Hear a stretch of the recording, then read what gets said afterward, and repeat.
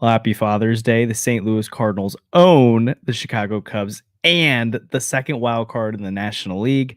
What does that mean for how the Cardinals are situated right now? I think Andrew and I are going to have a little bit of a debate today on this episode of Dealing the Card.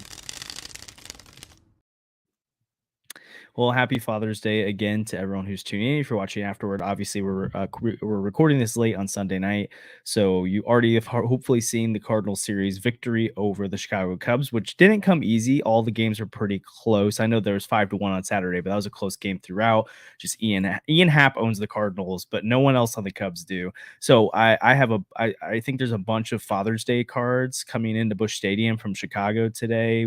Who's your daddy? Chicago. I never thought I'd say that. I should have said that, but I decided to do it. So fill the chat with that. Happy Father's Day, Cardinals from Cubs fans.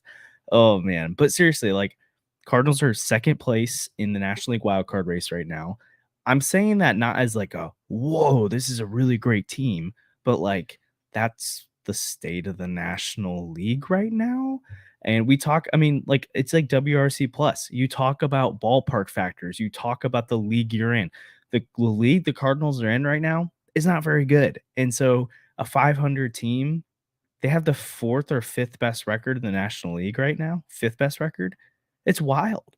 And so, Andrew, you watch this Cubs series, right? Like, how are you feeling about this team afterward? How did you feel about the series, but then kind of segue into the team? Because I think we both still have very different views on it. And I know a lot of people in Cardinals Lane have different views. I don't think there's a universal view of the team right now. Clearly, you just look at Twitter for 2 seconds, you'll see the different opinions. How did you feel about the series? What were the big key takeaways from you? And then I know it's a kind of long-winded question, but then what's the takeaway going into the rest of June for you? Where is this team at?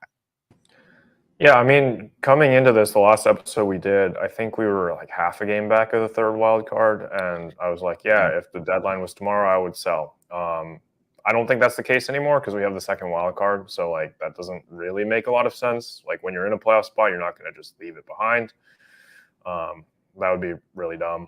But I still feel the same way about this team I did like a few days ago before the series started, because like you got 2 out of 3 at Wrigley, but you didn't like show me that any of the problems or any of the things that were supposed to be better were better, right? Like you won the first game on a Pedro Pages home run, and you won the third game on a Pedro Pages home run. And Pedro Pages is probably not going to be on the roster. But you're about to have Wilson Contreras, who's way better than Pedro Pages. Right. But like, it seems like a lot of luck, a lot of things. Like the Cubs, yeah, Gibson looked great. Mikolas looked great. Palante, we can talk about what went on with that. I don't like pulling him in the fourth inning, but I don't know. He looked fine before that all happened. But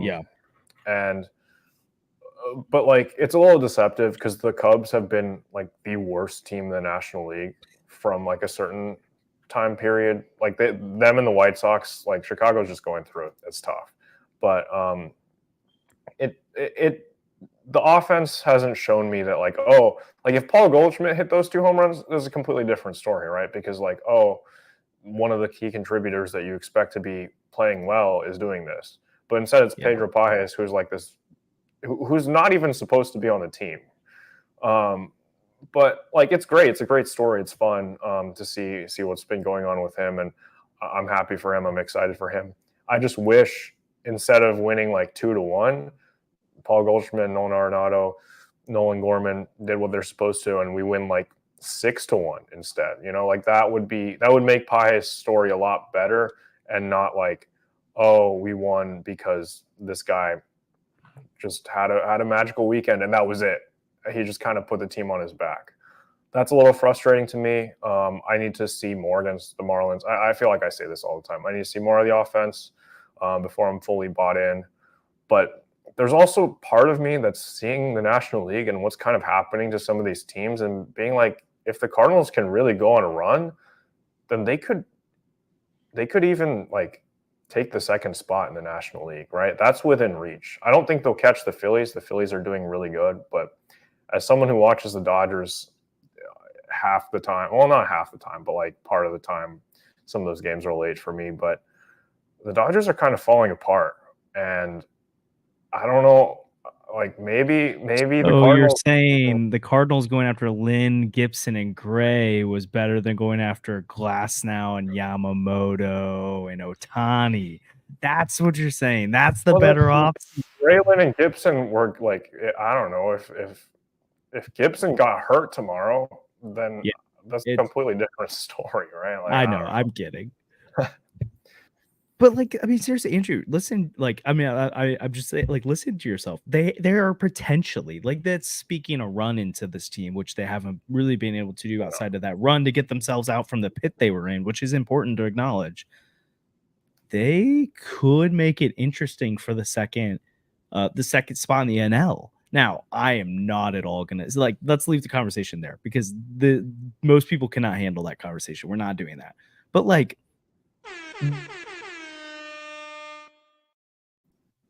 hey, you started it. Yeah, I So, know. for audio listeners, if you've ever heard that sound before and you're like, "What is happening?" It says holding Mo's water and a great graphic of Mo there. So, um, but, like, the second wild card right now is definitely a thing. Third wild card easy.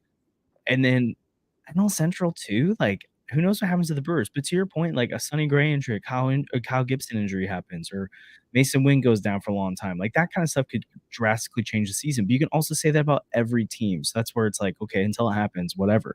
Um, but I think this team has, like, I mean, they have the runway ahead of them right now. They have a couple of tough series between now and the All-Star break, but most of the teams they're facing are like they have like the Marlins are probably the worst. Well, they're one of the worst teams in baseball, so of course they're probably one of the worst teams they're going to face. But most of the teams they're going to face are the quality of the Cubs. They're the teams that are a couple games below 500. They're kind of trying to figure things out. So the Cardinals have really a runway here to gain some ground in the wild card in the division and see what happens here. And to your point, though, I don't think we've learned anything about this team new from this series other than the starting pitching. I think we can all agree the fifth starter spot with Andre Palante right now is a real problem and continues to be a real problem. I know Palante looked good in that Saturday game, but you literally, if you want to go look at what right-handed hitters are hitting off of Andre Palante this year, it is literally it's the exact same OBP as Ted Williams during his career. So if you if you told me someone has the on base percentage of Ted Williams against you, I'd be like, how are you pitching in the major leagues? That's Andre Palante against right-handed hitters.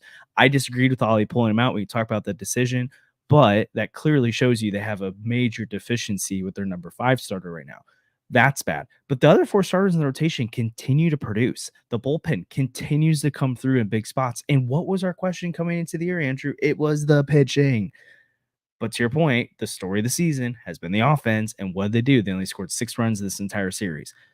They won it. You got to give them credit. The defenses looked really good. But when your defense is starting pitching and bullpen play like this, you have a chance. You always have a chance. But is this going to work against the Phillies, the Dodgers, the Braves? That's a lot tougher. But again, you look at the National League, and most of the teams are the quality of the Cubs are worse right now. So to get into the playoffs, I think what this really teaches me about this team right now is this team, in a weird way, I came into the season having most confidence about the offense. We all did. But the way this rotation and bullpen or defense are playing, if they can even keep it up like 90% of like what they're doing right now, they can survive until the deadline easily. They can stay in the race, they'll be fine. And then even if the offense continues to sputter, they really just got to figure it out by September.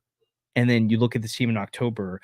I want to read you some numbers real quick because I think we look back on old teams, right? Like when they do something in the postseason, we're like, oh, of course the Phillies went to the World Series in 2022 because they're the Phillies. Well, guess what? They were the third wild card. And if Ryan Helsley doesn't blow that save because he had a weird finger injury, they probably get beat in the first round. Okay. And we're not talking about the Phillies how we were from that season. Arizona Diamondbacks last year, people are like, well, they had all the ingredients for success. It was all there. They were an 84 win team that barely snuck into the playoffs, and no one believed in them. And here's some of their team stats from the regular season. They had 3 hitters that were over 20% above league average. That's good, but like not super great. Like basically, you had 3 guys hitting like Nolan Gorman. Well, not heater Nolan Gorman, but like Alec Burleson. That's what they had. They had 3 guys at Alec Burleson level. They had 2 guys who were just above league average hitters, and they had 6 regulars that were below league average hitters. I think 5 of them were 30% below league average at the plate. Okay, people are like, well, what about their pitching staff? They have Zach Allen and Merrill Kelly and Brandon Pfaadt. Brandon Pfaadt had almost a 6 ERA during the regular season. He was not good. Merrill Kelly and Zach Allen were the only starters in the rotation who had a sub 4 ERA, and they're both in the mid threes. Everyone else is kind of mid. Their bullpen was pretty good. That team made a run to the World Series. I am not going to tell you the Cardinals are going to make the World Series right now, but there's a reason this team just needs to get there and see what happens. And if they had a much stronger farm system, if they had a better record right now, I think you and I should be talking about them making big swings. But I think it's okay for us to say, hey, they don't need to go get Jesus Luzardo. I mean, it'd be great, but no, you don't need to do the Garrett Crochet, Luis Robert deal. Go out and get Eric Fetty. Go out and get Nick Pivetta. Go out and get Paul Blackburn. And that makes your rotation better. Go get John Brebbia or whoever you need to help this bullpen to make sure you just have enough arms that if injuries happen, you have the depth there. If you really need to, go out and add another bat, but honestly, a lot of improvement can happen from within. I usually hate when John Mozeliak is like, hey, like, let's be patient and hey, let's make small moves because we don't want to be aggressive. I've given him crap for that a lot. This is kind of the deadline. This is kind of the year where you just ride it out and see what happens, in my opinion. So I know I kind of went way off on a tangent there with that, but I look at this Cubs series. I'm like, they went on the road in Wrigley and they played really well. And honestly, the one start you lost was Andre Palante. Like, I'm not, if we went into the series and we looked at each of the games and you told me Shota Imanaga was going against Andre Palante, we all would have been like, yeah, that's an L. If you told me that like 6 months ago, I'd have been like, oh, it's an even series, even matchup. Well, unfortunately, we were dead wrong on Imanaga. But I think this offense, it will get better. I just continue to believe it will. And I don't know what the ceiling is, but we've started seeing Nolan Arenado kind of do it. And even if Paul Goldschmidt and Nolan Arenado aren't the guys, Gorman's really kind of come on as of late. I know lately he's struggling a little bit, but he's even kind of breaking out of that a little bit. It looks like Brendan Donovan's been hitting the ball better lately. You've got Wilson Contreras, who's about to come back, who again was your best hitter. So even if he's not that good again, that's a big upgrade. Jordan Walker seems to be hitting the ball in AAA well now. He's going to be back at some point. You've got Alec Burleson now. You've got the pieces for this offense to be better. You've got Mason Wynn, who might be the All-Star game starter now. What? That's wild. I continue. Oh, Talik made a really good point earlier that I think is worth acknowledging. I don't know if you saw this. So, Andrew, did you see how many games back they were this time last year? If you haven't seen it yet, don't look. I think it was like 12. They were 6 games back this year at this point last year. That's what Talik said. So someone had to fact check it. I'm guessing it's the NL Central or of the. I'm going to guess that's the NL Central. I don't think that'd be the wild card. I mean, we're like 6.5. It's not that many. 10-game difference? Okay, that's huge. Like, we were just terrible last year. I know, but like, I feel like people still think this team's terrible. It's not. Here's the other thing too. I get really frustrated. I have to get like so animated and excited to explain to people this team isn't terrible anymore. And I'm really calling them average. Like, I'm saying they're not like good, but they're not like terrible. Yeah, they're like average to pretty good at times. Like, they're at 500. Have a lot of flaws. Like, which is exactly average. Which for the NL, I don't know. Like, yeah, but I feel like I have to do this to get people to believe it. So I don't know. I'm not trying to sell people that they're a great team, but again, they are average while this offense continues to underperform like no other. And I'm like, if this offense can just finally get going and we're not talking about, I wonder if Jed Jerko can finally hit. I wonder if Brandon Moss can figure it out. I wonder if Stephen Piscotty can carry the offense. It's like, yeah, I wonder if freaking Paul Goldschmidt can learn to hit the baseball again. I wonder if Nolan Arenado could do that. I wonder if Nolan Gorman could continue to be good. Can Brendan Donovan be good again? Can we get Lars Nootbaar back? Can we get Wilson Contreras back? Can Jordan Walker come back? Like, these are good names. It's not rocket science to say this team is already 500. They've endured injuries this year. It's been a real thing, especially to the offense. The pitching can use some upgrades, and Mo's been very clear they want to add another starter, so he sees the need too. I see the path, man. Yeah, that'll be interesting to see. Yeah, and honestly, like, I don't blame him because do you want to give up Tink Hence for Jesus Luzardo? Like, do you Not want to give really. up Jordan Walker and Tink Hens for Garrett Crochet? Like, no one wants to do that. From a Cardinal fan, like, we can throw out these big names, but then people, I'm like, give me a realistic package, and people are like, well, we'll send them Dylan Carlson, Gordon Graceffo, Michael McGreevy, and I'm like, okay, so are you going for their fifth starter? Like, is that what you're wanting? Because that's not what it takes to get an I mean, ace. this all falls on ownership again, right? Like if they had gone out and signed another starter that wasn't Lance Lynn, then we're talking about a completely different story. But yeah, and you can make the argument too that Mo spending like that Steven Matz contract, like again, it's not a bad deal, but it hasn't worked out. So it's like, well, like that's one of the reasons you're not going out and adding another starter, because you had Matz at a little 12 million this year. You're like, huh, we're gonna try it out, and you didn't have a backup plan either there. I know you thought Zach Thompson would be that, and which also I see both sides. It's also possible to be like, hey, I see why they thought they had a backup plan, but also be like, hey, it didn't work and it's your job to have a plan that works. But like they looked at Zach Thompson last year and he was pretty good and he just lost all velocity. It's been really weird. He lost weight. They looked at their AAA guys and they're like, hey, one of these 6 guys is going to pan out at some point, right? And none of them are doing it, right? Like Sems looked pretty good at times, but he's not ready. McGreevy's not ready. Graceffo's not ready. Adam Kaufenstein's looked pretty good lately, so maybe he could be the guy. Jerome's not the guy. He's been hurt. Like, so there's also part of that where I'm like, okay, well, you kind of thought one of those guys took a step forward and none of them are. But then also it's like, well, you're the ones who drafted and traded for those guys. That's kind of on you. So I don't know. I see both sides of it. It's too late to patch those issues for this season. Yeah, like, for that's sure. something you do next year in the off season or whatever. But like right now, I don't know. It's kind of just frustrating because like Caleb put it in the chat. How's it going, Caleb? They could be a really good second half team if they get healthy and add. Like they could, but like the sample size, I feel like is kind of big enough to the point where like maybe Paul Goldschmidt just won't figure it out, and that's kind of the reality that we live in. And maybe Nolan Arenado won't fit. Like we're counting on these things, and like in April, it's been 2 weeks, and Paul Goldschmidt's slumping and Arenado's slumping, and you're like, yeah, they're gonna figure it out eventually. Yeah, it's June 16th, and they haven't done it yet. So, are they ever gonna do it? I mean, maybe. Like it's more realistic than like all of a sudden Brandon Crawford. Oh well, actually, I'll use a different example. If all of a sudden like Michael Ciani starts hitting like 400 for a month, right? Because Brandon Crawford kind of has, because he's played in 3 games. Yeah. But like here, let's do a thought experiment. What do you think?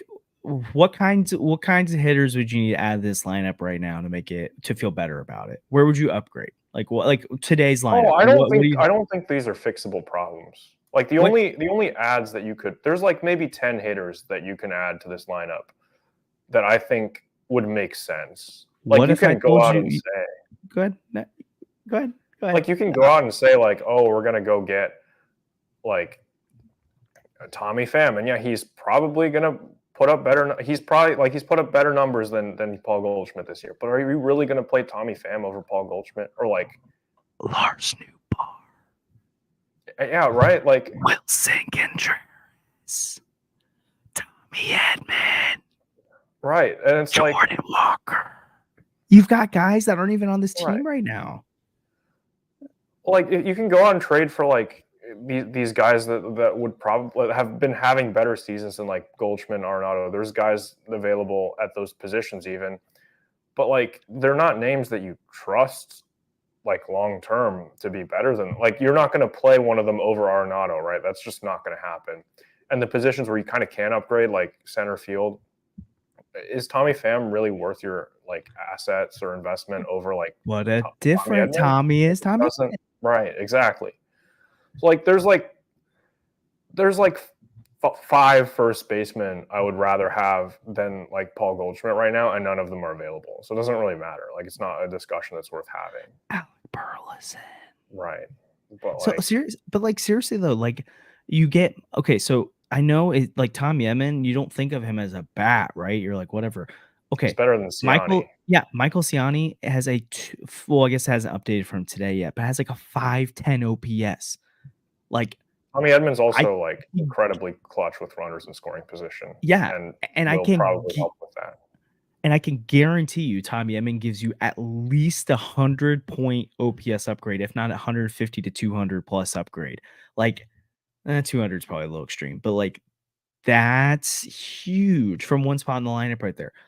You get Wilson Contreras back. Like I know Pedro Pages had a good series, but like that's what Wilson Contreras can do for you kind of often. Like you can actually like not lightning in a bottle for one series, but Wilson Contreras can actually be a legit dude behind the plate and defensively too. Like he's like he's a better hitter than Herrera too, but he gives you both sides of it right now. You get Jordan Walker back. Like again, I don't know what my expectations are for him when he comes back, but I think he's going to be above league average hitter, and that's really helpful for this offense. I don't even think like I'm at the point where, and I didn't think I'd get to this point, but I don't think you really need Paul Goldschmidt and Nolan Arenado to actually bounce back. Now, does it make it way more difficult and is the margin for error way thinner? Yeah, because we can talk about guys coming back from injury all day, but then what if Alec Burleson gets hurt, right? Like more injuries will probably happen. So like every team in baseball could be like, well, if we get healthier, it's like, well, usually you're not perfectly healthy, but I can make the argument that these guys are coming back soon. And if most of them stay healthy, this team is a lot better. And I don't think it's bad to say Mason Wynn, Alec Burleson, Wilson Contreras, Nolan Gorman, Lars Nootbaar is an awesome top 5 of your lineup right now. It's not, is it elite? No, but like, is it like top 12? I think it could be top 10. And then you've got Paul Goldschmidt and Nolan Arenado toward the bottom of your lineup. You got Tommy Edman as your 9th spot, and he's a league average hitter rather than like 50% below league average. I left someone out of this. Oh, Brendan Donovan. And I didn't even mention Jordan Walker yet. Like, I think they've got guys that can internally upgrade this team. It's the whole like an injury is like getting a trade, right? Like, but like with this team, it actually kind of is right now. Because like that's what I was like jokingly asking you, like, what kind of bat, what do you need to see bats wise? I was hoping you'd say, well, they need to add like a big middle of the order bat. I'm like, Wilson Contreras is coming, or to be like, hey, they need like another I knew those guys are coming back. That's why I'm saying, yeah, like, unless you can trade for Mike Trout, there's no one that, like, there's not a single player that I think is even like remotely close to that's on like one of those teams that's like available, right? And Mike Trout's not available. I just use him as an example because there's nobody else, right? Like Pete Alonso, is he better than Paul Goldschmidt right now? Yeah, probably, but like I don't really. Yeah, you don't do that. Like no. So, yeah. I guess it's just like, so you like, if we talk about what's the weakness of this team right now, it's okay. I'm not saying like they need a number 5 starter, but they need a 5th starter, right? Like they need to replace Palante, whether it's a guy that's a number 3, a number 4, a number 5, a number 2. They need to replace that spot. Okay, clear weakness. Hey, guess what John Mozilla keeps saying? We need to do that. So they acknowledge it. He basically trashed on the AAA arms during the blogger day. He's just like, I don't trust these guys. I've been very disappointed. It's like, he knows. And then you look at the offense and you're like, okay, we need an upgrade here. It's like, well, you're gonna get them back soon. And I just see the pieces. I see the recipe, and I look around the rest of the National League, and the Padres don't scare me. The Brewers still don't really scare me. The Dodgers, like you said, they're cracking right now. They scare me. Like, I'm not gonna lie. Obviously, I picked the Dodgers. Like once they get healthy for the playoffs, it's like I do not want any part of them. But like right now, they're very like we're playing the Dodgers in August. Like by then, Betts might be back. Yamamoto might be back. Yeah. Like, I want to play them tomorrow. Like let's play them tomorrow. Like, but the Brewers get to do that instead. I think they're playing them next week. Which is okay. Yeah, but then again, you get to the playoffs and weird crap happens. And actually, I think it's annoying. Like, I don't like that. That's how baseball is, but like, it's kind of the reality. And it's like, you think of the last 2 Cardinals World Series teams, it's 2006, 2011, 2 teams that weren't really the favorites. Guess what? The 2004 juggernaut got knocked out, right? Like the 2013 juggernaut got knocked out. 2015, they win 100 games, they get knocked out in the NLDS. Like Giants won 100 plus games a couple years ago, get knocked out. The Dodgers continue to get knocked out. Like, it's possible to do stuff. Oh my gosh. That would be the bane of my existence if DeYoung just goes off for the Dodgers. That would just be actually, if he went to another NL Central team, it'd be I wouldn't mind it. I'd be okay with that. Okay, yeah, okay. You Dodgers enjoy or whatever. Hey, I just want to say this. It's totally off topic, but I think it's funny. I saw a Red Sox related tweet tonight. It was from a Robbie who we had on recently. He said players Heimblum acquired for the Red Sox tonight versus Yankees. They were batting 411, 4 RBIs, 4 stolen bases. He said you hate to see it. He misses Heim. We've got Heim. I love it. We've got Heim. The honeymoon phase of the Craig stole like Breslow is 9 over. bases against the Yankees, which is what would happen if Ivan Herrera. They would steal like 11 bases if Ivan Herrera was catching for the Yankees. Yeah, that's tough. That's tough. But okay, so what's I do, because I still think you and I think we're kind of saying the same thing, but we have a different tone to it. But I still think it's fair to say I'm more bought in and a believer than you are. Is that fair to say? Yeah, I mean, I just don't see it right now with the big bats that need to be performing, and I would like to have Wilson Contreras back. Like that definitely helps, but like I don't know how much that's going to help, because like when Wilson Contreras was on this team is playing even worse. So I don't know, maybe. Yeah, but I don't think it's like a Bill Simmons likes to call it the Patrick Ewing theory, where it's like, you know, like someone's a superstar, but then when you get rid of them, their team actually gets better. So like, are they really a star? I don't think that's Wilson Contreras here. I don't think you're gonna add Contreras back and it's like, oh, the lineup's gonna suck now. But let's see. Alec Burleson's been 10% above league average. So he's kind of come back down to earth a little bit. Nolan Corman's come back down to earth because he's in a little bit of a slump here. But you got Mason Williams 20% above league average. And then I don't think we remember how stinking good Wilson was. He was 70% above league average when he got hurt. So like, I'm not expecting Wilson to be 70% above league average when he comes back. It didn't feel like he was that good because the offense around him was so bad. Like if you go, Andrew, if you go to Baseball Reference right now and you look at the starting lineup, there's only 1, 2, 3 guys in their everyday lineup right now who are below league average offensively. Remember when we were talking about this team when Wilson Contreras got hurt? It was like every player on the roster outside of Wilson Contreras was below league average at the plate. Remember that? And so like this team is incrementally gotten better. But like if you get Wilson Contreras 40% above league average, 30%, even 20% above league average at the plate, and you add this to this lineup, that's a huge upgrade. And like this team does have runners on base. They're just not always coming through. They're not always getting the big hits. Like you add Wilson to that mix, I think it gets better here. And then you also add Newbar here soon. You add Edman here soon. I don't know. It's just, I guess, and I don't think it's unfair to feel like how you feel. I just think I've moved to a place in my Cardinals viewing of this team where I'm like, I just think we like need to. Nolan Arenado and Paul Goldschmidt don't have to be the stars. I just don't think they have to do it. And maybe they do. Maybe I I'm think completely to wrong. get the playoffs, maybe not. But I feel like if you go on make the playoffs and make a run in the playoffs, you can't have 2 guys that are being paid $30 million just sit there and do nothing, right? Like they need to show up. Like it's a completely different thing, but like they need to show up come playoff time. If like this team, I think can make the playoffs without them being themselves, but I don't think that like this team can go anywhere without them being at their best, at least when it matters, right? Like, yeah. That's the but difference. I think Caleb made another good point in the chat too. It's worth noting a lot of stars around the league are performing similarly to Goldie and Nolan Arenado right now. Like offense is weird, which is true. It's why like some of the like you look at OPS plus or like WRC plus, you're like, how is that guy 10% above league average? It's like because the league average is not good right now.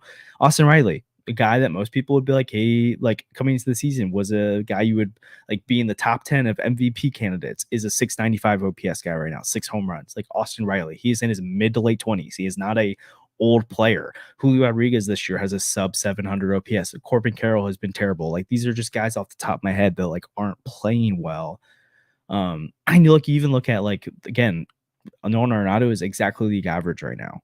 So like, let's just say, like, again, past years, this team that we believe can maybe do something in October and they just haven't. But Nolan Arenado and Paul Goldschmidt are the stars. Well, Wilson Contreras has already proven he can be one of those bats. And like, I know that we lose quote unquote Contreras' production from last year, but that was a losing team. Like, we have not seen this team with 3 big bats before, except for the 2021 Tyler. So that's fair. But like, Wilson, and I guess, okay, yeah, it's with Albert. That's true. But like, you have Wilson as one, but again, I would argue you've never seen the depth of the lineup they could have right now with this team. But Wilson's one of those big bats. Then you just need someone else in this lineup to emerge. I agree. Long-term planning wise, you can't have two guys being paid this much in your lineup that aren't producing at that level. But if it's Wilson and Nolan Gorman, who cares who the names are as long as you're getting that production? Or it could be Wilson and Nato, or Wilson and Goldschmidt, or Wilson and Newbar, or Wilson and Walker. Like, I just continue to believe there's going to be another bat. And then with the sheer depth you have in this lineup, I don't know. It feels like a really good team right now, or could be a really good team soon. And really good again. Okay, not like Braves, Dodgers, Phillies, good, but like the tier right below them. Especially if this pitching continues to hold up. Which again, I'm still continue to be a little bit more worried that Lance Lynn is going to totally implode, or Kyle Gibson's going to fall off, Yeah. like, or Sonny Gray gets injured. Like Well, that's Kyle the Gibson, I don't house think of cards falls here. off like that. Like he has a I don't track think record so where, either. like I think Lance Lynn is the one I'm really worried about because he's the one who can like give up 4 home runs in an inning and lose you a playoff series like he did last year. But like Kyle Gibson, I feel mainly confident in. Miles Mikolas has even looked better. I don't know. Yeah, How he's do you looked feel great about lately. that? But like right now, I'm most nervous. Well, aside from like the 5th starter, whoever that's going to be, like right now, I'm most nervous when Lance Lynn gets on the mound, just because like he doesn't really give you any length, which is what you signed him to do. So Yeah, I don't know. And looking around the National League, if the playoffs started tomorrow, I'm only scared of the Phillies. Yeah, but like I don't know. Clip that. Andrew's not scared of the Dodgers. I'm not because I know what the Today Dodgers you do are. in October, but also they just lost $600 million on their payroll. Yeah, they'll be fine. They'll be fine, and they'll add at the deadline, so it'll be like Garrett Crochet and Luis Robert. But I do think, like, honestly, I think a conversation we could have kind of soon, because I think you bring up a good point about Lance Lynn. Like, he's kind of like, obviously the ERA looks pretty good still, but like not going deep in the starts. Like, you could make an argument they need to add 2 starters. I know you're about to get Steven Matz back, which is helpful, but again, he hasn't looked any good, so like that's kind of tough to rely on. But like, let's say they only add 1 starter at the deadline, and Sonny Gray. Well, if Sonny Gray gets injured, and that's part of this. Like the Dodgers, like I know we're saying they're cracking right now, but you're talking about a team's cracking from being a potential plus 100 plus win team, should be one of the best teams in baseball, to like 95, 94 wins, right? Like, but this team cracking, like, is you go from 88, 89 wins to 82, 81, which they've already cracked this year. So like 85 to like 79. So like I think the Dodgers were on like no, I don't know. If this team that loses makes Sonny Gray, yeah, they can't afford that. Like the Dodgers, if the Dodgers lost Yamamoto, like if he's done for the year, they can win the World Series still. This team doesn't have Sonny Gray. It is way harder. Like that is just, it's gonna be a huge blow. right. But like, but again, they have to bake that in, that's a potential thing. Or if even it's just Gibson. Okay, so let's not do the Gray because that's a bad example. But if Gibson gets hurt and Lance Lynn falls off, then it's like, okay, now you have Sonny Gray, Miles Mikolas, and the guy you traded for. Like, so that's where I'm like, maybe they need to add 2 potentially, or they just really got to cross their fingers that Matz is better, or that Palante figures it out at some point, or Graceffo figures it out, or maybe they just call up Quinn Matthews from High A. I don't know what they do. How many years has Jordan Hicks signed for? 5, I think, or 4. Is it really? Yeah, it was a long deal. long It was a deal. shorter deal, like a 3-year deal or something. It could be 3, but I thought it was 4. Oh yeah, I don't know. That would be an option. Actually, maybe you're right. Maybe it was 3. Yeah, I don't think they're going to trade him. So, but yeah, I mean, going back to the Dodgers, they already have an all-star rotation on the IL before Yamamoto got hurt.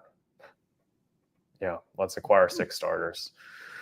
That'd be so funny if Moke says that. Like I said, if we have 6 starters, we need to acquire 6 starters. Yeah, I don't think that's gonna happen. But like the Dodgers have what? Yamamoto's hurt, Kershaw, Bobby Miller, Ohtani, kind of, and like they have a full all-star rotation on the IL, and they're still going to be good. But like, I don't know how many, like, they suffer one more injury to an important piece, and I don't think they're like, I think they might lose the division because like you look at their lineup without Mookie Betts, you have Freeman, Ohtani, Will Smith, and the rest of that lineup is and Hernandez, and the rest of that lineup is just not good. Who did they lose the division to though? Because the Padres are 8 games back right now.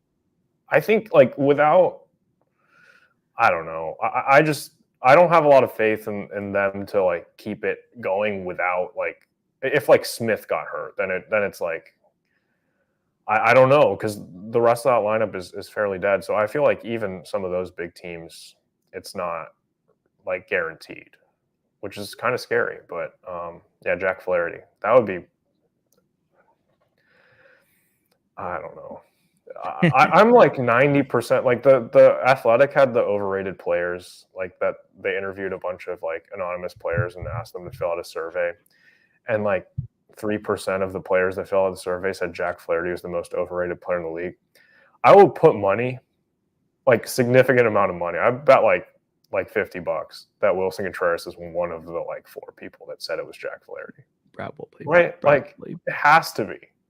Probably. Oh man, maybe you just have Pedro Pages catch Jack Flaherty starts if they reacquire him, and you keep him on other sides of the dugout. I don't know. I think Wilson figured it out. But I mean, like I'm pumping the Nick Pivetta bandwagon right now from the Red Sox. That'd be awesome if they sell. I mean, you look at Eric Fetty, you look at like Paul Blackburn, you look at like a Ryan Weathers or someone like that from Miami. Like, there'll be guys out there. I am interested to see, or Luis Severino. Like, there's guys. I am interested to see though, like what's the price point going to be on things like that. Oh gosh, yeah, we did get ripped again. If you saw that Twitter thing, Andrew threw out the idea of an Arenado trade, and we talked through it, and it made a lot more sense than Twitter gave it credit for. And Sandy and I both said we don't want to sell, and so that's. Well, I don't want to sell now because we have a playoff spot, but like back, yeah. I don't know. It's all variable. Like if the Cardinals are like 2 games out of a playoff spot at the deadline, then yeah, we should sell. But right now, I don't know. See, I just disagree there, but that's okay. We can agree to disagree. But the one that we did not give a stamp of approval to, and people are acting like we did, was the Luis Robert Garrett Crochet trade. We literally, if you watch the podcast, Sandy put out a joke of a trade at first, basically saying like McGreevy and Graceffo and Dylan Carlson that pulled off. And he was like, this is what Cardinals Twitter thinks it would take. And then he threw that out to say like, this is what it actually would look more like. And then all 3 of us agreed as we're talking through it, like actually it's going to cost more than that. And we also wouldn't even do that deal. So anyways, I think sometimes I know we're in a headline culture, but like sometimes wish people would slow down just a little bit, look into it. Like, Twitter doesn't get, I guess you could with premium give a lot more characters, but like no one sits there and reads through the paragraphs. So anyways, I'm bought in. I think this team's a playoff team. I'd be shocked if they don't make the playoffs at this point. Like they're super talented. If I buy in, this team is going to fall off a cliff. You do have the curse. It's wild.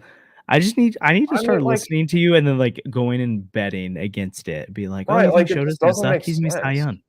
I was like, on Friday they put out the lineup and I put out a text in our chat. I was like, why is Pedro Pages catching for like the 4th day in a row? He looks lost at the plate, and then he hits a home run, and then he hits another home run, and I'm like, okay, now I just look really dumb. But like, I don't know. And then like.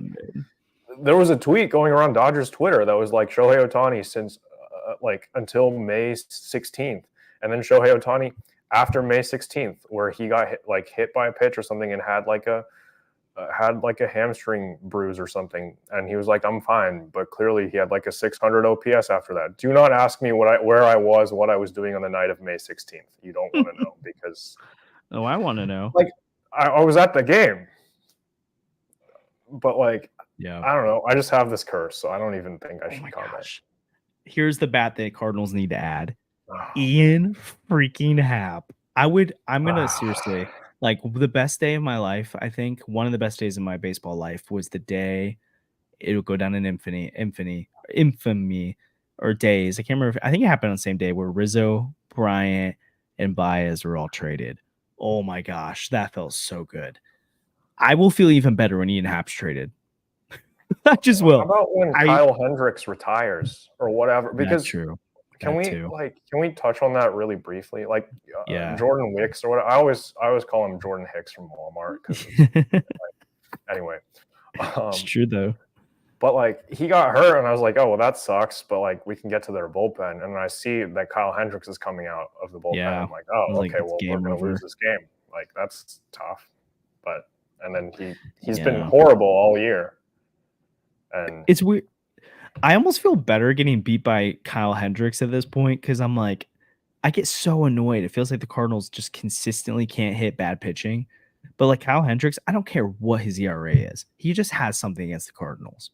He's in their mind. He's in their heads. I don't get it. I mean, like most of those hitters, I mean, he's been around for a while. A lot of the guys on the Cardinals right now are pretty young, and they still can't hit him. So I don't get it. I want to know, like, I want to see Wilson Contreras face Kyle Hendricks. Right, because usually like the catchers have like a tell on the pitchers they used to catch, right? I don't know. Yeah, I could see that. So, and Miami series coming up. That's a really it's a huge opportunity to gain ground. Like the Cardinals win the series, they're above 500, which would be huge. They sweep, they could be 3 games above 500, so that would be huge. And then they've got the Rickfield game. Skip Schumacher should just give it to him.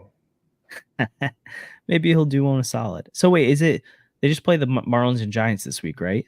Because they have the off day. Okay, yeah. They have an off day on like Friday. Yeah, because they travel. I don't know. I think it is Friday because they travel back for the to St. Louis for the rest of the series. So, I mean, I could see them taking 5-6 games this week. Like they 6 games would be too sweet. 6 games? That's crazy. That's I can see Jordan Hicks on Sunday against Sunday I could see them potentially taking 5 games this week, being 5-1. I'm not banking on. I think if they pull out this week 4-2, that'd be really good. Which the sweep of the Marlins affords you a series loss against the Giants if you need to. I don't know. I think morale wise, it'd probably feel better if you took 2 from each. But I would love to see a sweep in Miami.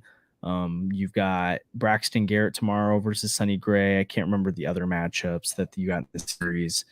It's like Rivalry Munoz against is it Lynn, right? Or Gibson if he's back. No, Gibson on Wednesday. Okay, I think it's so Lynn. It'd be Lynn, not Win. And then Palante. No, not Palante. Yeah, Palante would Palante against Palante's the Rickwood game or Rickfield game. That's weird. Oh boy. Yeah, I don't know. We're facing Jordan Hicks on Sunday though. He'll face Sonny Gray. He's gonna throw like 105 miles an hour because he's mad. And we'll get him out of the game early. What do you think? Like, what do you think they need to do this week? Like, what's the lowest win? Or 4 out of 6. If they win 3 out of 6, how do you feel? Is that like a major disappointment or just kind of like, eh? It's just frustrating, right? Like you win 3 out of 6, you probably still have your playoffs. But at this point, I don't know. One of these teams needs to win like 5 out of 6, and then you don't have that playoff spot anymore. But like, I don't know. Yeah. They need to get out of it. They need to get over 500 for more than like a day, and they need to stay there. Yeah. So I think that's the best way to do it. I will say this team, I think, feels a little bit more. It feels like they can't win series. It feels like they keep playing. It feels like they play 500 baseball all the time. But remember, they were so bad earlier this year that they've been on a 20-11 run the last 31 games. Yeah. So they've been 9 games above 500. So like at this rate, they will be a couple games over 500 by the end of this week, probably. And they have an easier schedule right now. Like you do have the Miami, you do have the Giants here. So I think it makes a lot of, like, I think at this point, especially the schedule, you need 4 of 6, like you said. I would be disappointed by 3 of 3. I'll take it. Like I will reluctantly take it, but 3 out of 6 is like, that's tough. This team needs to keep the momentum going. Yeah. I mean, you have the Braves, the Reds coming up. You just have a lot of teams you're in contention with, so you need to win as many of those games as you can. I mean, like I'm looking at the schedule right now, and I don't see games against like teams that are just that bad because those teams don't really exist. Right, the NL, there's the Rockies and the Miami, right, and the Marlins, and in the AL, like we've already played all the bad teams. We played the A's, we played the Angels, we played the White Sox.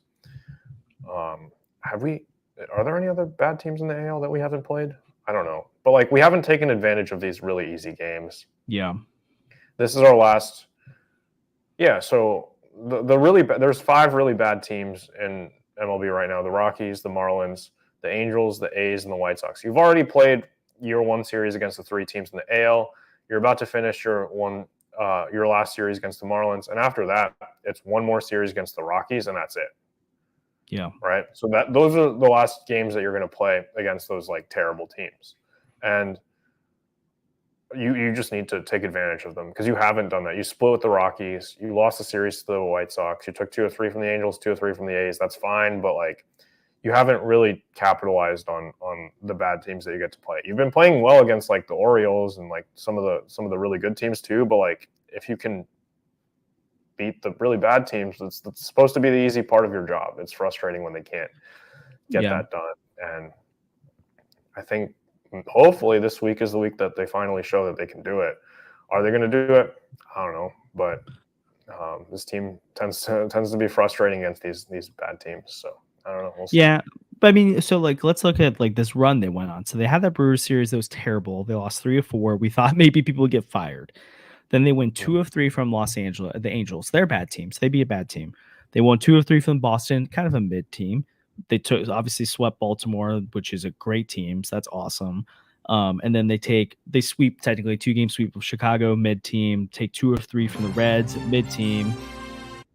Oh no, what happened? If you thought the Dodgers season couldn't get worse, they're unveiling their new City Connect jerseys tomorrow, and if you've seen what they look like, they're the worst City Connect jerseys in the entire game. So yeah, they look bad. So anyways, my point here, which was interrupted by bad City Connect jerseys, is that they've beaten a bunch of teams on their like this past month that are upcoming on their schedule type teams, right? Because they lost the only 2 series they lost was on the road, or I guess they lost the series against the Rockies. That was really weird. So they lost against a bad team there, but they lost on the road against Houston. They lost on the road against the Phillies, but they beat the Pirates. They beat the Cubs on the road. They beat the Cubs at home. They beat the Orioles at home. They beat the Red Sox and beat the Angels. Here's the rest of their schedule until the All-Star break. It's at Miami for 3 games. Terrible team. You got to take 2 of 3 there, if not 3 of 3. You got the Giants. Okay. Pretty mid team. They're a little bit worse than you right now. You got the Braves. So a good team, but they're not the typical Braves. They're a little bit down, but they're still a good team. You got the Reds. Again, you've already shown that you're a better team than them. They're pretty mid. You got the Pirates, pretty mid. Washington, mid.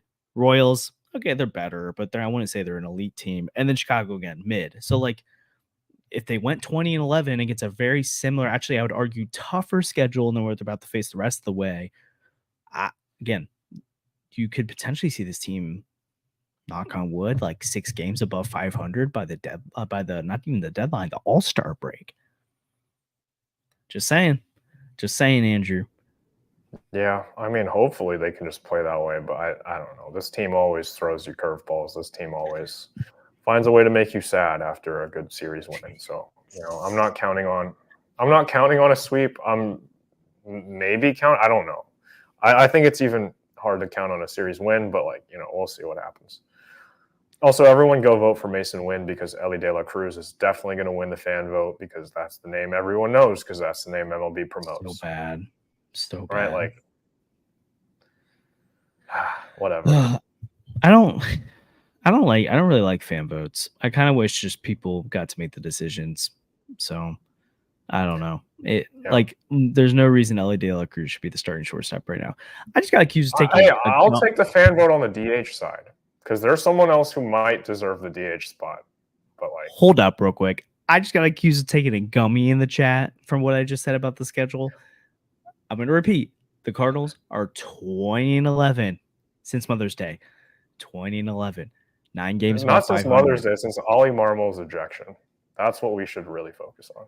Yeah, really. But so if they could go 9 games above 500 stretch like that, and they're 500 right now, it is not crazy to say they could be 6 games above 500 by the time the All-Star break is here, or 4 games, or 3 games, or 5 games. Like, we'll see.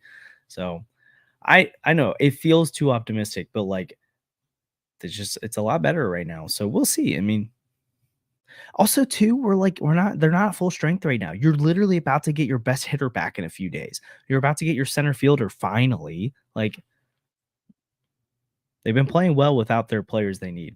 So you get Newt at some time. So I don't know. Maybe I'm too optimistic. Yeah. I don't know, go vote for Mason Wynn and then go vote for Shohei Ohtani as the DH, because we don't want bad people starting at DH, people who drive irresponsibly. Oh, I know what you're talking about. I was like, who's the Yeah. bad player leading the vote? But yeah, No. tough. I think Ohtani will get it. He has more WAR, which is, according to Sandy, all that matters. And again, it's the popularity vote. So like, there's me fans who Right. hop on there and are like, I didn't realize Ozuna was even good anymore. So, okay, I am not saying Joseph, I'm not saying they're winning 99 games here. Okay, I do think this team could be mid to high 80s if they go on a run, but low 80s is pretty easily achievable in my opinion right now. So we'll see. Vote for Burley. Vote for Pedro. No, not Burley. I have voted. I vote the same ballot every day. I vote for Jojo Romero at first base because I don't think Goldie deserves it, because I can write him in, and I think Jojo should be an all-star. Nolan Gorman, Mason Wynn. I vote Ryan Helsley in at third base because I don't think Arenado deserves it.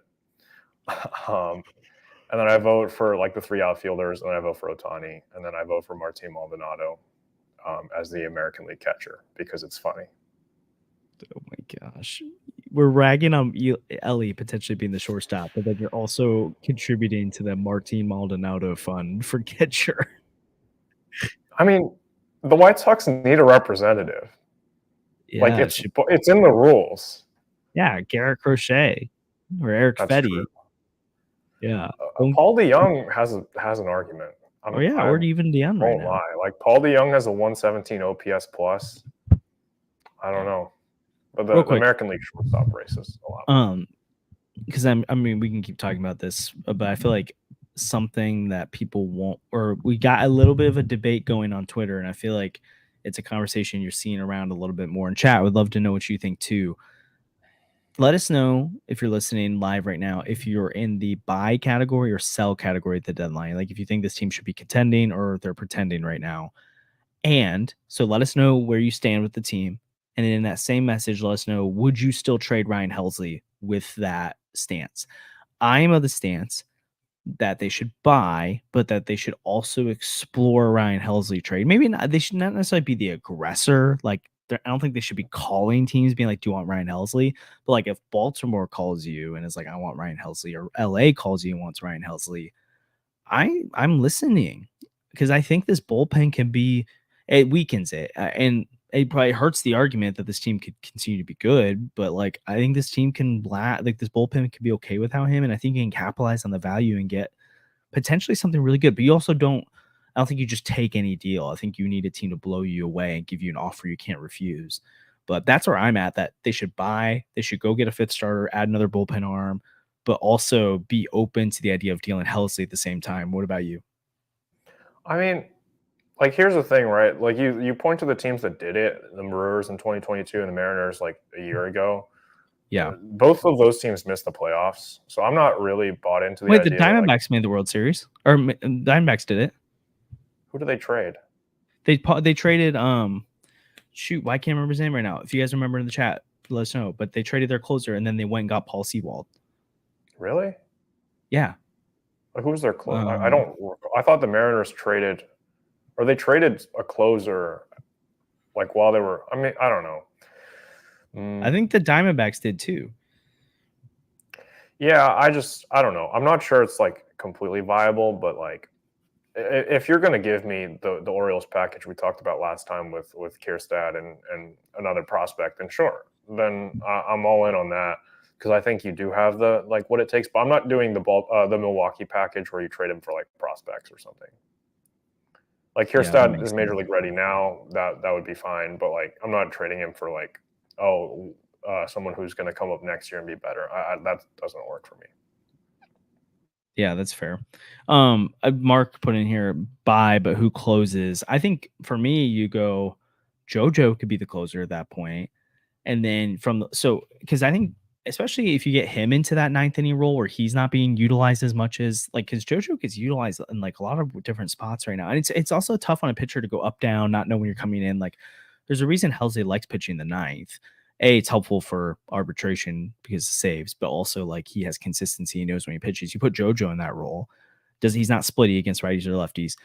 Then you have John King and Matthew Liberatore from the left side. Liberatore has been dynamite against left-handers this year. You've got John King as well. You can also put Andre Palante because he's got the reverse splits. Zach Thompson, like those type of guys could be the left-handed guys out of the bullpen. And then on the right side, you would have Andrew Kittredge, Ryan Fernandez, Chris Roycroft, maybe Gallegos. I'm missing Riley O'Brien potentially. But then also you can go, I would say you need to go out and add a lesser arm for the to be there. Can we just DFA Gallegos like tomorrow? He has a 12 ERA in Double-A. I know. Like I think he's not. I don't think they'll DFA him before giving him a shot, but we'll see. But like, I mean, maybe they'll like make him say pitch? he's got. Well, maybe he'll have shoulder impingement again, but I mean, they probably send down Leahy, or they send down Roycroft. I don't know. Like, which like you think about the last week of baseball that they've played.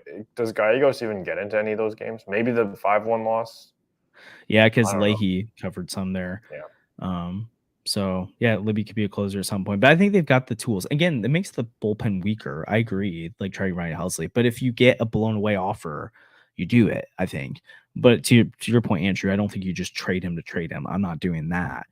Because you could also trade him in the offseason. Like you'd get less value, but I think you'd still get a good return for Ryan Helsley this offseason. So maybe that's actually the better conversation. But I think like, yeah, Gio's been really bad, Mark, in Double-A. It's been bad on his rehab assignment. And then he was bad before the season, before he got hurt. But yeah, his rehab assignments have been really bad.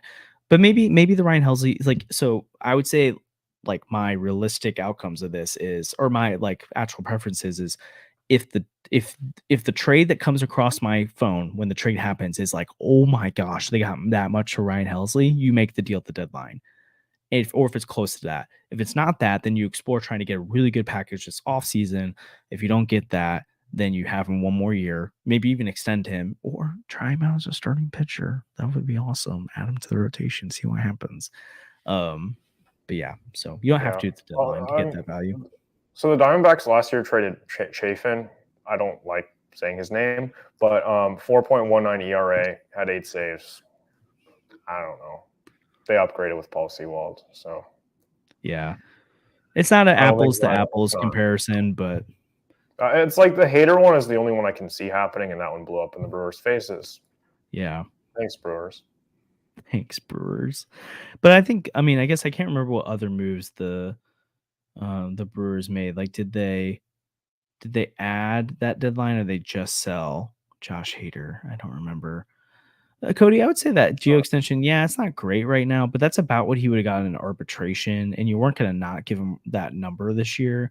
So I don't think it's a huge deal. Also, Mark, appreciate you listening. ICU unit, are you working? You just there, like you with someone today? But appreciate you tuning in. Who will the Cardinals draft? It's not next week. Caglione. Yeah, Andrew wants to be Caglione. I don't think he's there. But Mo's not going to develop him. like I asked him specifically. I didn't ask him specifically about Caglione, but yeah, we've heard some tea leaves. We've heard some tea leaves that JJ Weatherholt or Braden Montgomery might be to the picks there. I do think if like Hagen Smith or Chase Burns are on the board, I do think one of those could be. Chase doesn't necessarily feel like a Cardinal pick, but I would love him. But Hagen Smith does. Mark, sorry about the bad accident, man. Hopefully that's going well, or not going well, but hopefully things are progressing there. So be praying for that, man. That's tough. Draft is in July, yeah, Brandon. So early July, but we'll see. The Cardinals are prime position to get a good pick there. I'm looking at the chat. It seems like there's a lot of hold Helsley. I don't think there's a lot of huge buy. A couple probably try and trade him. Sean, hey, they're going to draft Shohei, right, Andrew? The next one. Hopefully. I watched Caglione pitch. He's not that good. So, yeah, he's not. It's okay. But actually, okay, I'll say real quick, and then we probably need to wrap up soon. So Quinn Matthews is insane. It's awesome. And to that point, I also think you pick best player available. I don't know what you think about this, Andrew, draft wise, and then maybe we wrap up.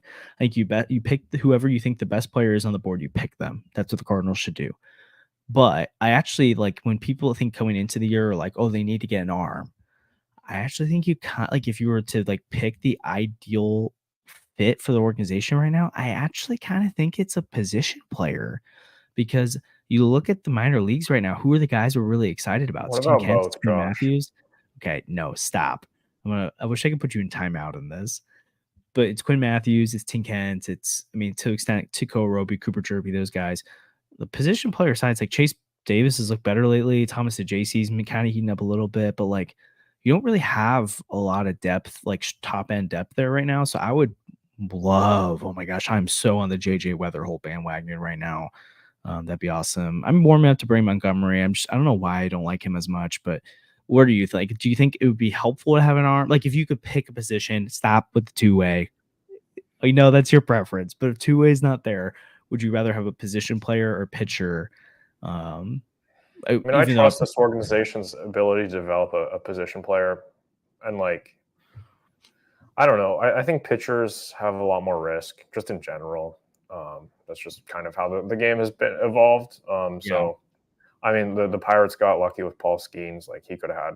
I mean, he still could have a major arm injury if he keeps throwing that hard. But like, he's been great for them so far. But I feel like that's an anomaly. Like that doesn't happen very often. Where like Steven Strasburg, I feel like was the kind of the last guy that had as much hype as Skeens did, and like because like when a big pitching prospect comes up, like that's drafted that highly in the draft, like that there usually is some amount of hype around them when they debut, like especially if it's quickly.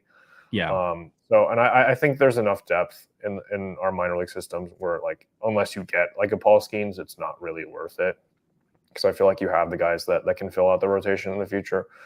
So yeah, I think getting a position player would be nice unless one falls to you, a pitcher falls to you that you think really highly of, and I don't know if that's the case this draft. Yeah, it kind of seems like both Smith and Burns are going to be gone at this point, which helps push really good position players down the board. So we'll see what happens. I kind of think like the 5 locks to go above where the Cardinals are picking right now are Bazana,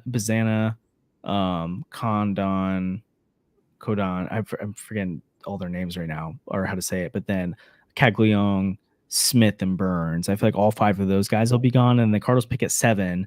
So at that point, it's like, okay, do Kurtz, Montgomery, Weatherholt go before? There's a couple high school guys, Rayner and Griffin, that could go before. Some guys could go, and that's like BPA right there. So some teams might go under slot, like who knows? So I think I think the Cardinals have a tough decision at number 7, and Randy Flores needs to hit it. So. If Mo steps down and they draft Caglione, would Heim develop him as a two-way player? Oh my gosh. I guess he was with the Rays with Braden McKay, but maybe that scared him off. Yeah, but that guy didn't pan out. Yeah, so maybe it scares him off. I don't know. Anyways, well, we'll probably be back on Wednesday then, talk more Cardinal baseball.